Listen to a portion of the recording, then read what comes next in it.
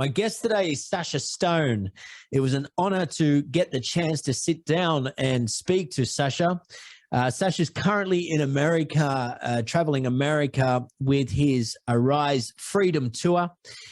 Sacha, I heard his name probably around about 3 years ago, and a few sort of YouTube channels that I tune in for information to find out what's going on in the world, and other personal interests that I have. I always heard Sacha Stone's name, and probably about 8 months ago, I eventually seen some of Sacha Stone's videos, and I started to tune in.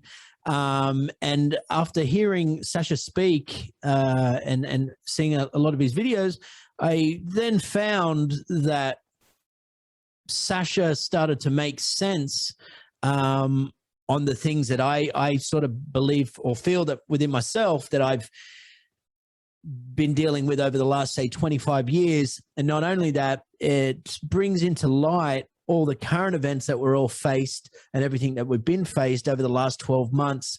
And also to everything that's been happening over the last 1,000 years. I mean, what Sacha says and he really brings all of this into light and gives an overall picture on what this all means, you know, what this all means in this 3D reality and stuff like that. So definitely a fascinating guy. And, you know, from what I found through my life in having an interest to all of these things, on a spiritual sense, and my journey now that I'm faced with, you know, accepting change because of everything that we're going through and navigating through within this life. You know, I believe that we're all sort of faced with a choice to make to get through these difficult times.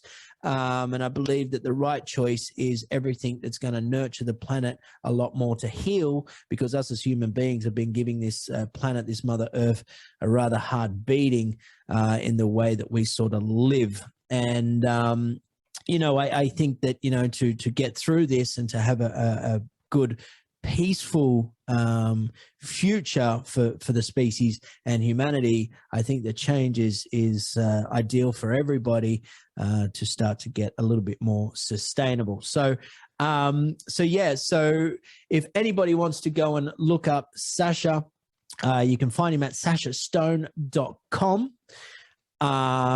If you go to his webpage here, which you can all see, there's plenty of videos there, one with David Icke and Sean Stone.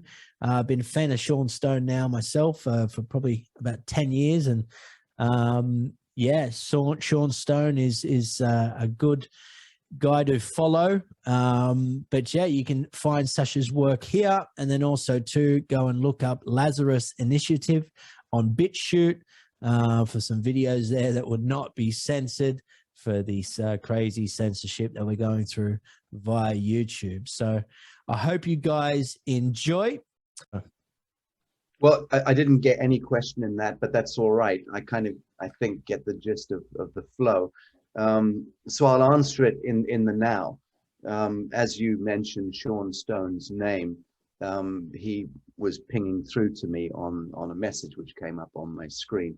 Literally, the moment you mentioned his name, maybe 3 seconds, boom, up it comes. So that's a classic example in the now of so-called quantum entanglement, which is how the fabric of reality speaks to itself, reflects itself, and reveals itself to us.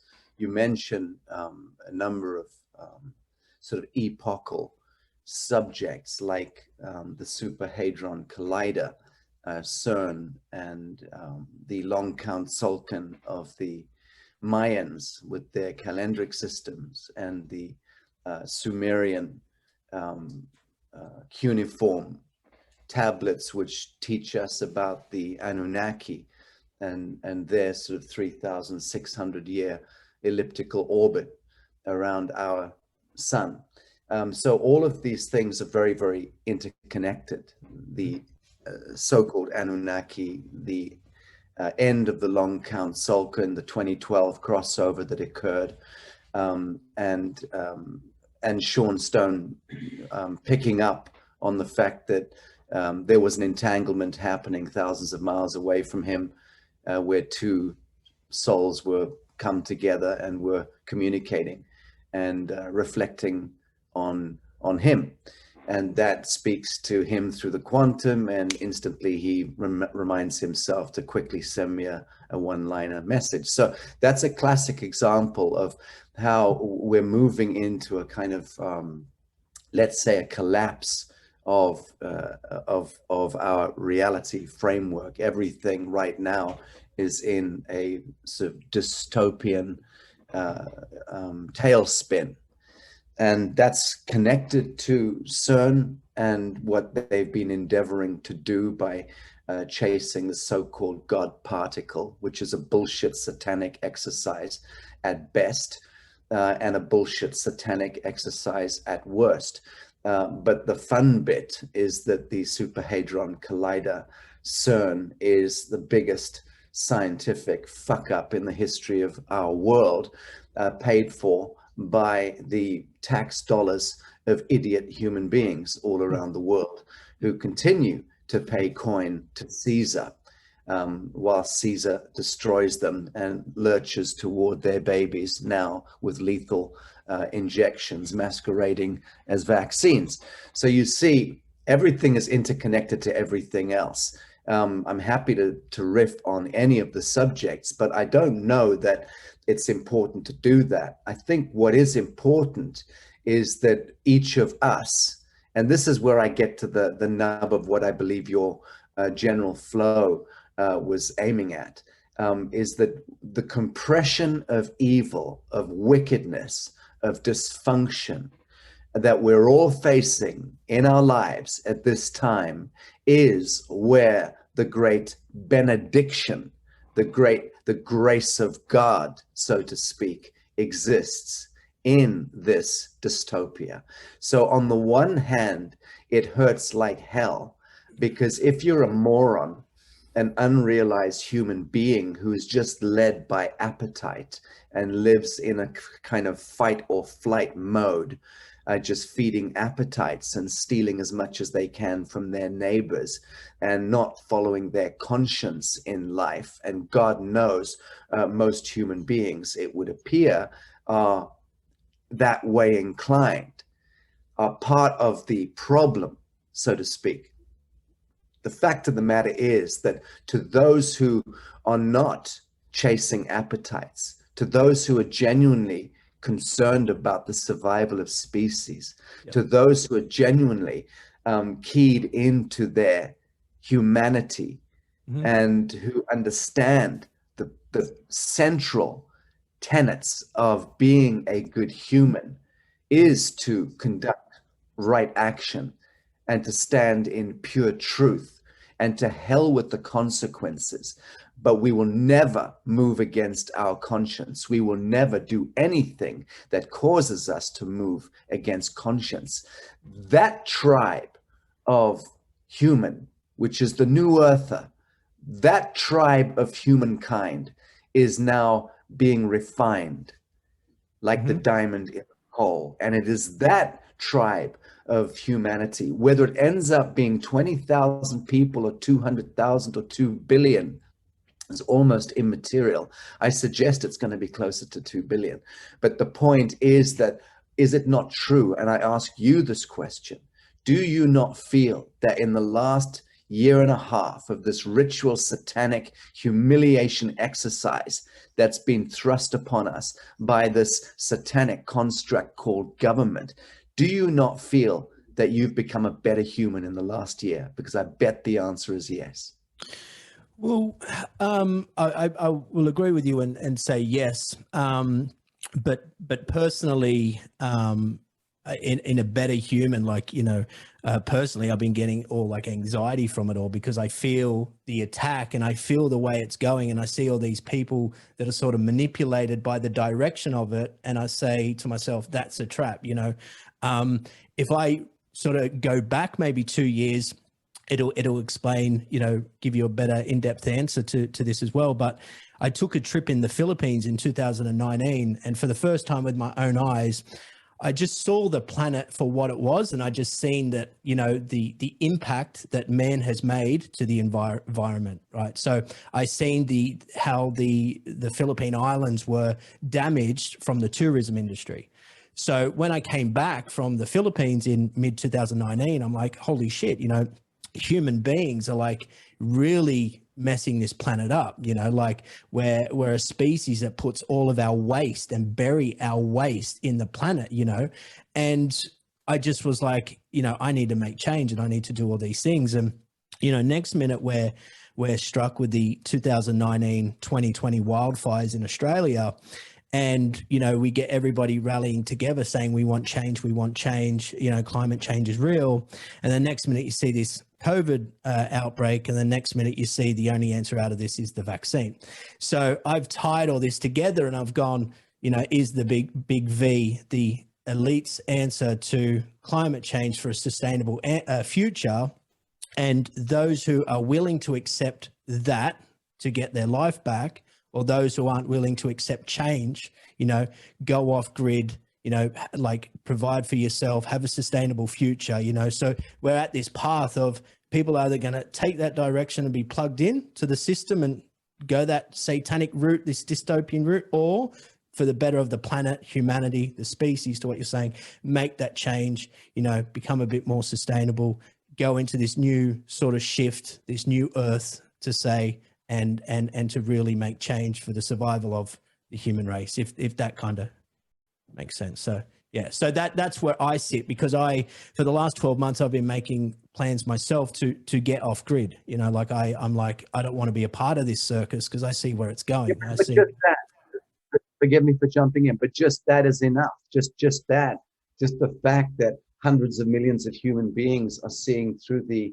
fallacy of government and seeing through the deceptions of media and academia, and are seeing that these deviant public officials and administrators are highly toxic and this bad shadow actors in some sort of Luciferian novel, science fiction novel. When you look at the Faucis of this world, where the hell did creatures slither under? Where did they emerge from? And we're being forced to look back and see that actually we and our tax dollars have been complicit with the emergence of these bad actors, these terrible icons. We've been cultivating them. We were the enablers. Those of us who were good humans shuffling around, minding our own business, trying not to get into trouble, and yet paying into the system, paying coin to Caesar, and registering our babies at birth, and registering our farmlands and all the rest of it, and buying shit products on supermarket shelves that were poisoning us without raising our voices in dissent, much less in horror. Or every step of the way, it is that concentration of idiocy, of our ignorance, that was complicit and that allowed for the emergence. So we're the enablers. Our decency, common human decency, is the enabler of these satanic icons like Anthony Fauci. And it's wonderful that we can now see that and recognize that it's not enough to be a good human, because to be conscious is fine, but it means nothing. You're still harvest.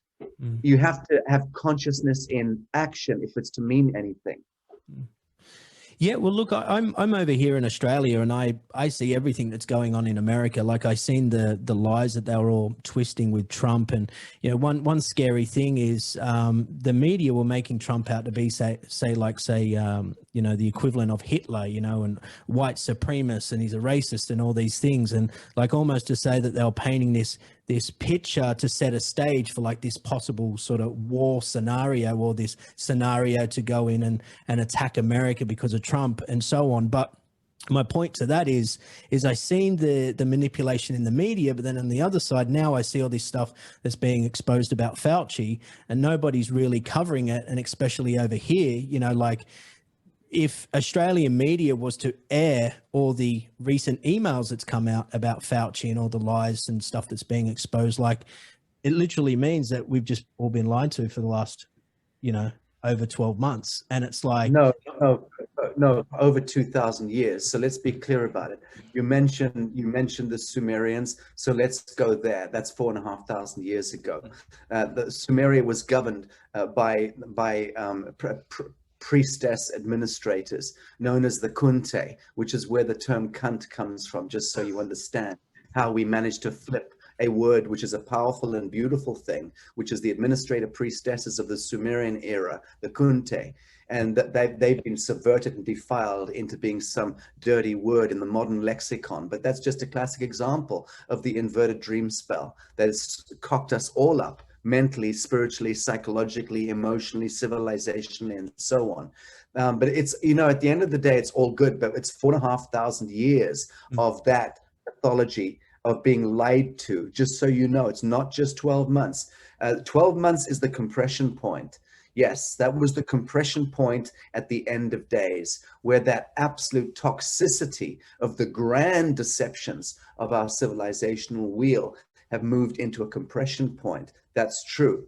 But actually, we've been deceived at the most grandiose level, epochal level, for 4,500 years, at least. It may have gone on for as long as 200 million years, if you're to take into account the real cosmology and a lot of the real stories. But we should concern ourselves with the written record, which is the Sumerian cuneiform, which is about 4,500 years old. We don't have anything to go prior to that, other than a few petroglyphs and things like that, and a lot of speculation. Yeah.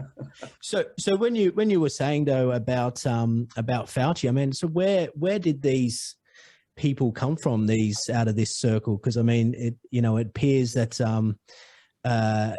whenever like with the HIV virus and stuff like that, Fauci popped his head up, and then now all of a sudden Fauci's popped his head up again, But like, to me, are these people like, say, like second generation Soviets, second generation Nazis? Like, where do they slither from? Like, are these? Well, please understand that the Soviets are never the problem, and communist China is not the problem.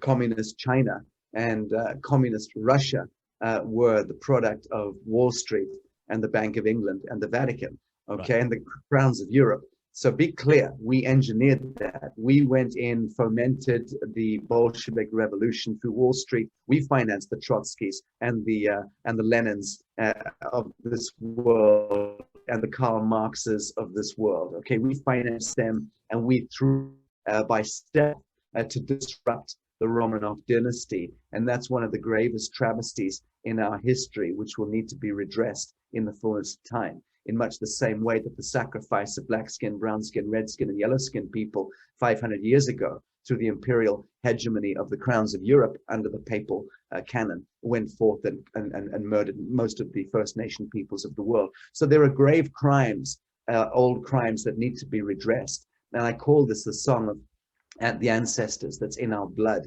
It doesn't go away. And we have to redeem ourselves from those terrible chapters in our history. Yeah, it's all well, it's all out there, and it's all being becoming exposed now and stuff. So basically, to sort of move on from that, to say what's so where do you see sort of this all playing out to be in the coming years? And I mean, is this end outcome sort of like a doom and gloom scenario? Is the big vax agenda a part of this sort of human cull for a sustainable future, to battle climate? Yeah. Of course it is. Of course it is. Of course, it's all part of a dying fantasy of Cronus. The lords of time themselves are dying. I knew Jose Arguelles, the great mystic, the last of the Mayan high priests, the man who actually decoded the long count Tzolk'in and put 2012 on the map. So I knew Jose Arguelles. And just to come back to something you said earlier, where did these Anthony Fauci's of this world emerge from? Well, Jose Arguelles, before he died, came and spent a month with me at my home in Bali. And he told me categorically that these characters come from Mars. He said they are reincarnated souls whose actual home planet is Mars, or was Mars. And he cited Barack Obama as one of them. I understand that what's his name, Elon Musk. I was about to say that. Yeah, Yeah, is speaking rather boldly about wanting to die on Mars. Well, that's possibly crazy. he should do that. Yeah, Possibly he should do that. And possibly he speaks on behalf of a great many other deviant souls. I don't know how deviant his soul is, but I find his desire to to reach Mars, frankly perverse, when you can look at any number of countries in Southeast Asia or Africa, Central and South America, and see that we can't feed a third of the planet. I think it's perverse in extreme that people like Branson and Musk are chasing the stars. I think it's disgusting. Yeah, yeah, I know. I couldn't agree more. It just blows my mind, down here that they're jumping up and down about climate change and all this stuff, and the next minute they're taking these spaceship trips up to space as if it doesn't exist, and you're just like, what? This whole thing's like just this big circus. They're trying to normalize it. They're trying to normalize space flight, possibly because before the big extinction event that's upcoming, the micronova eruption or explosion of our sun in the year 2046, which we know is coming, I think prior to that dateline, they're looking to normalize space flight amongst their own Illuminati class, so that they can all fuck off back to Mars or Alpha Draconis or wherever they come from. It doesn't really matter. I mean, the point is that the good human is alive and well. The good human, I refer to as the Adamite, is re-emerging now. Our regenesis is underway, and our true Christed nature is emerging or re-emerging through us in a way that's never happened before in the history of this world. To those of us who can see it, and to those of us who can feel that Christed super nature rising within our blood, believe me, we are becoming like gods amongst men. Believe me when I say we're becoming like gods amongst men. I had another slightly prophetic vision in a fever yesterday, and I saw this crystal clear again, and I had to really sit back and look at what am I seeing in the inner scape, and I was seeing that Christic super nature emerging amongst the body of the Adamites in this world, and I know it's coming. And I believe that these other creepy crawlies are looking to normalize space flight so that they can all bugger off to their home planet before the micronova event happens. Because when that micronova event does happen, we have to have created a Tesla shield, so to speak, around the surface of the Earth as a plasma protection against what that micronova eruption would otherwise do, which would eviscerate us, unless we are ready and prepared to receive that volume and quanta of vibral light that will hit us in that eruption at that time. If we are prepared to receive that quanta and that volume of vibral light, the entire plane of our existence will move into its so-called enlightenment in a flash. We'll move into a vertical ascension on that dateline. Now, moving between now and then, either way, we are part of an incremental flow toward that. So we're going to hit certain bumps in the road. You mentioned briefly, or you alluded very briefly to, let's say, Agenda 21 or Agenda 2030. So let's look at that for a moment. Agenda 21. Well, they certainly fucked that one up. They ran years behind their own business model, so they had to bump it to 2030. Well, that's good news, okay? Because Agenda 21 did not work out as per the plan.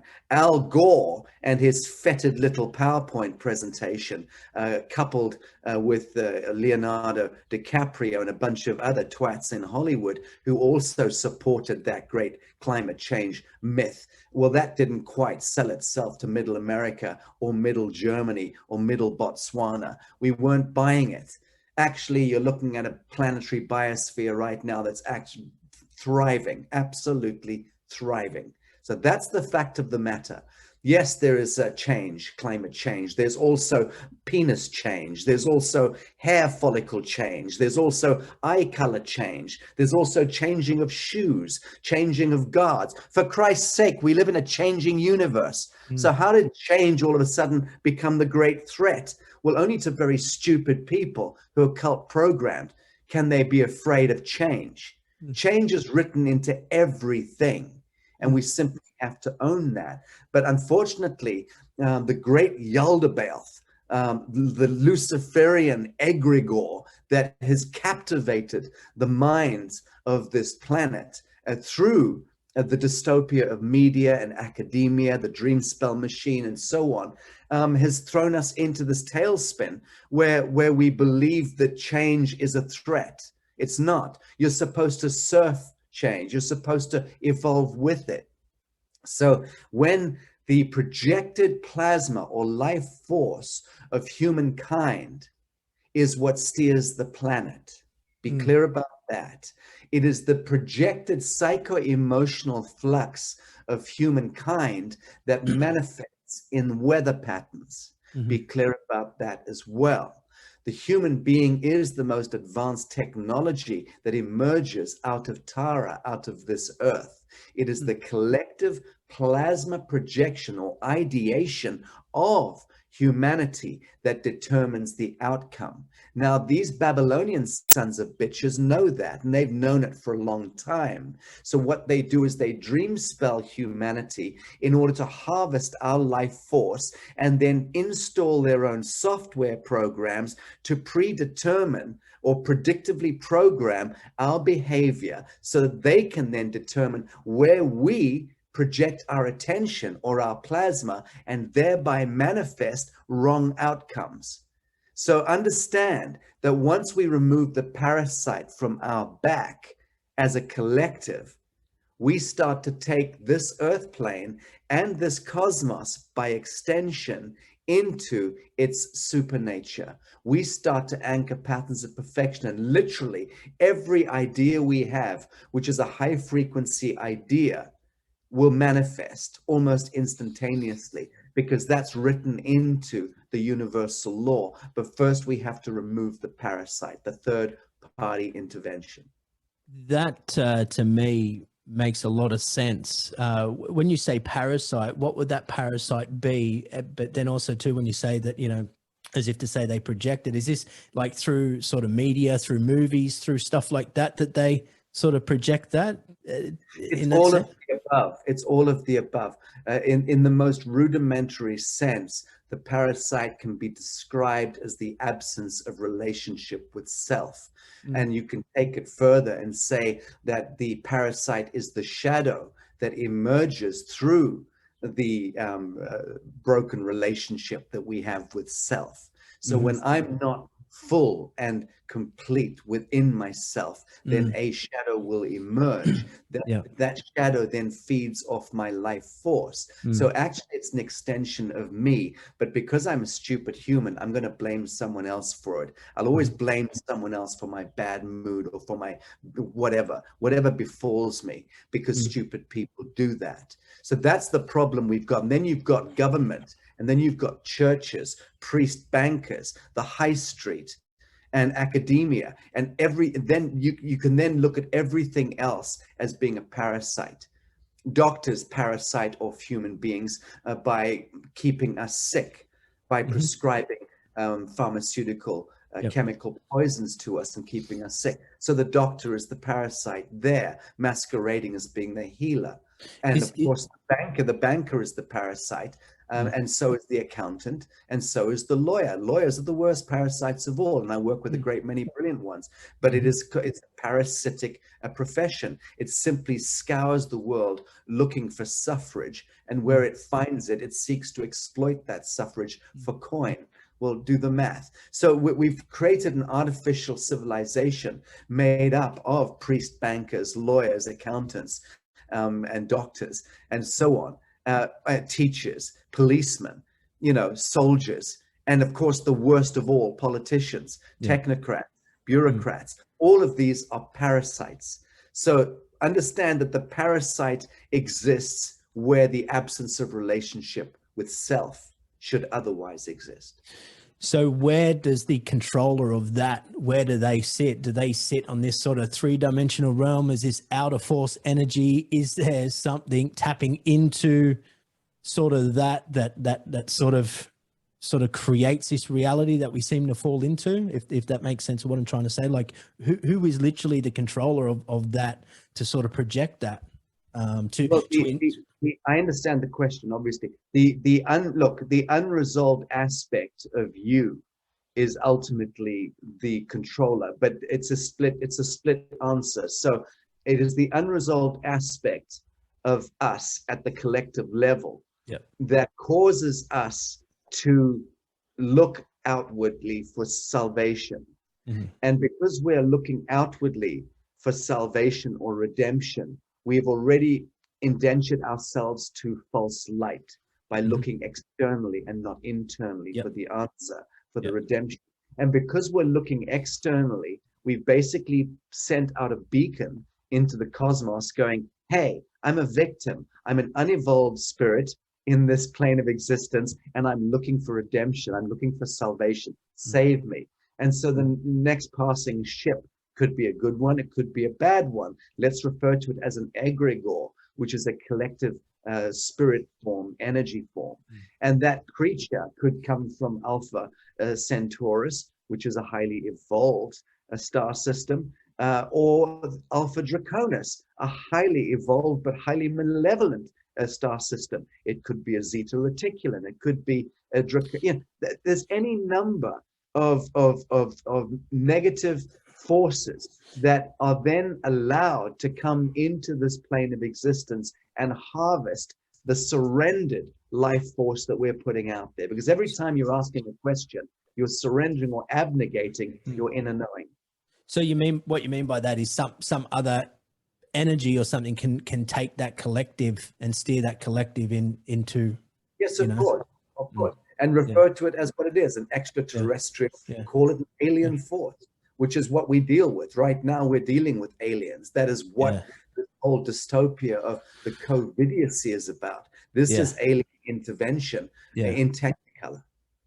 Yeah, I completely agree. I like last year, when they, one of the announcements was, closing places of prayer, closing churches, closing, stopping the collective of good in a spiritual sense, trying to shut that down, like I seen that they were sort of doing that. And then you could see this darker force sort of come through and take more power.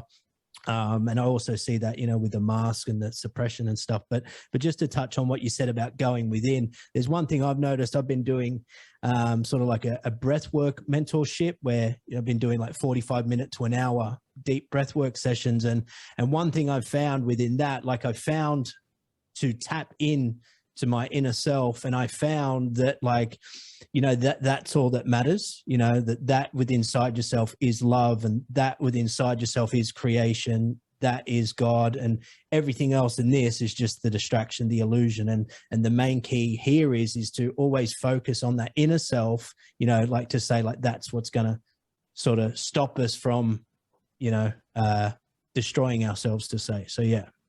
So if that so you understand what I mean. Surely, so yeah. Well, look, Sacha, that's all. That will do. that was that was a good chat. I'm glad I had the opportunity to just reach out and just ask those questions for myself anyway, because I in a sense I feel it and I understand it, but sometimes you try and communicate to other people and find out, is that what's really going on? Is this all just like a projection and a false reality to make us take that path? And is there other forces at play? So, you've answered. Oh, and you're right. I think you're right to interpret reality as that. But I'll tell you, I can only extend to you whatever wisdom flame I've learned firsthand. And honestly, what I've been banging on for the last few years about, I increasingly know is so accurate. That pure truth and right action in the living now is the path of least resistance to the highest outcome. And I reduced it to one sentence because it is that simple. It's the same kind of simplicity that reminds us that despite the fact that there are 10 million statutes and so-called laws on the statute books in North America, the most advanced country on the face of the earth, purportedly, despite the fact that there are 10 million statutes and laws defining how humanity must conduct themselves under penalty of death, despite the fact that actually you could burn all of those laws and simply teach our children the basis of natural law, which is that they can move freely upon the surface of the earth, and provided they cause unmolested, provided they cause no harm, loss, or injury to another living soul or commit any fraud in their transaction. So in one sentence, you've negated 10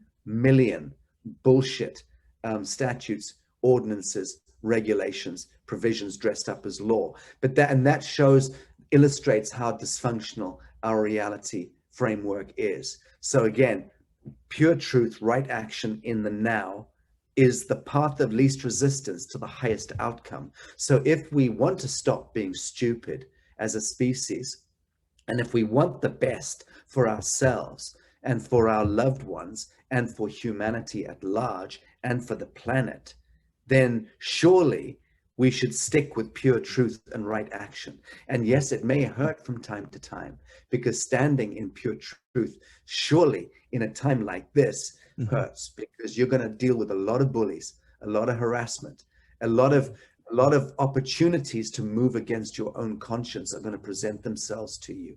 But you must never, ever move against your conscience. And if you can hold that course, if any of us can hold that course, the highest outcome is assured. Yeah. Okay. Well, yeah, like, I mean, that makes sense with, you know, all these hurdles that we're faced with, lockdowns and stuff like that. I know every time I'm enforced with a lockdown, it always, yeah. Can we look at that for a moment? Yeah, of course, of course. So this is the thing. One ought not to ever permit oneself to be locked down. So I know that the words are easy. I know that, I get that. But I also know that pure truth is pure truth. And one ought never to permit oneself to be locked away or locked up unlawfully. It moves against conscience. It moves against God's grace. It moves against reason. It moves against everything that is worthy and righteous and judicious. Therefore, all Australians in Sydney, in Melbourne, wherever, who are moving with the tide, going along with these insane satanic statutes, are the ones who are manifesting the worst outcome. That's a fact. That's mathematically proven, because last year promised that it would get better. It didn't. It's going to get worse. Yeah. And every time we continue to comply with their insane statutes, it gives them more power to move even harder against the neck. Trust me, they want you dead. Okay, so they want your baby. They don't want you to have babies. They want you sterilized. They want to be able to endogenously change the shape and the geometry of atoms in your DNA. And they want to be able to vicariously live through humanity. These are satanic, I'll say it again for the 15th time, satanic and Luciferian alien intelligences operating through their 3D temporal proxies in governments, in the bureaucracies, in the global machinery, and through the agencies like the Public Health Administration sector, the police, the military, and so on, their enforcement arm. These are dark, deviant, satanic fantasists. They are the parasite, and they are moving against humankind. So what do you do when a man lurches toward your babies with a lethal injection? As I said to Prime Minister yesterday on an interview, he said, how do you deal with it? I said, you pull out a gun and you shoot them in the fucking face. What else? And he got very upset momentarily and immediately threw in a public disclaimer and said, we don't advocate violence. And I said, no, I do. You don't, I do. I'm advocating violence if it's to protect and defend women and children, and even myself if I feel so inclined. Actually, if it was just defending myself, I'll be honest with you. I don't think, Jonathan, that I would shoot someone in the face to protect myself. I don't think I would. I genuinely don't, because I've run simulations in my mind over many, many decades. And I grew up in a war under threat of being shot on a daily basis for about 16 years, living in fear of that and hearing the gunfire and living behind grenade screens. So I've not only run the simulations, I've lived in that, in the war in Africa that I grew up in. So the point I'm making is that I don't think I would shoot anyone in the face to protect myself, because I don't cling on to life that hard. I know that. I'm quite sort of ephemeral in my attitude toward being alive in this 3D world. I'm the kind of person, if I would just let go quite easily. But if I was protecting my mum I understand what you're saying. I would, without compunction, pull a trigger. And what I'm suggesting is that, is it not that time? Have we not arrived at that time where the Gestapo, where the stormtroopers have breached the picket fence and they've now kicked our fucking door in? Is it not time now to seriously pick up pots and pans and sticks and stones and sharp pointy things and start to defend ourselves against an insane government that is trying to now poison, endogenously destroy our DNA? You're damn right I'm right. And everyone with a pulse, everyone connected to their divine pulse knows I'm right. This is the time to get seriously animated and to move against these insane dictates. So what should you be doing in Sydney? You should be doing two words: civil disobedience. You should only be mustering amongst one another, as far as I'm concerned, and everyone should be ignoring all these dictates from your satanic government. And everyone should be frog marching down to the local town hall or to the local municipal building, kicking doors in. As far as I'm concerned, yes, that's called revolution. It's not called treason, baby. Don't try that statutory bullshit on me. Treason is what those sons of bitches are doing to the good people of the world. Right? That's the treason. And in a situation like this, you have to man up, stand up, walk out the front door, civilly disobey. Never use violence unless you're protecting and defending the weak and the infirm and the innocent against a threat of death. But the point I'm making is, now is the time for consciousness in action, not just platitudes. Well, as of last night, 11 o'clock last night, 12 o'clock last night, they've increased sort of the restrictions, and they've limited a lot of work. Literally sort of shut down the whole sort of construction sector.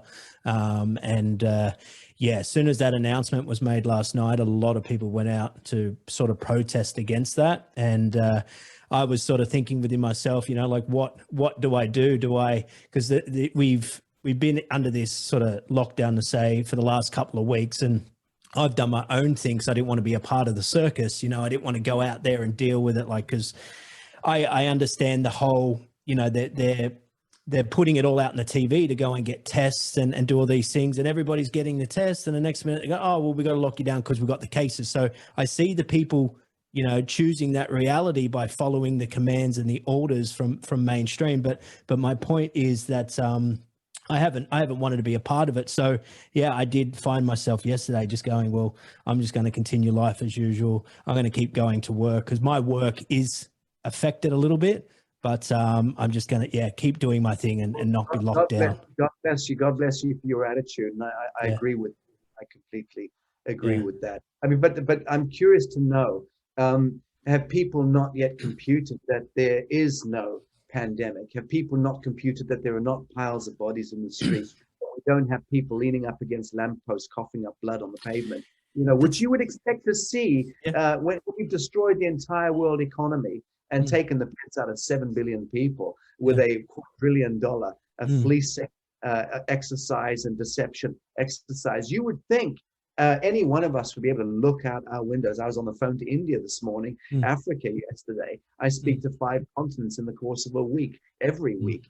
And I've not heard one single report from one of the thousands of people that I speak to constantly of people lurching around the streets, turning blue or falling over. So don't you think it's time for people to start to cogitate what they actually see with their own eyes, not what they're told by CNN, but what they see with. Yeah. Well, there, you know, I found that a lot of people are just reminded of the word, because it's like, you know, what do we call this time that we're in? I just want to make my point. That aspect of humanity must die, apparently, and are choosing to die. That's the point I'm trying to make. And I'm quite prepared to say goodbye to that element of humanity.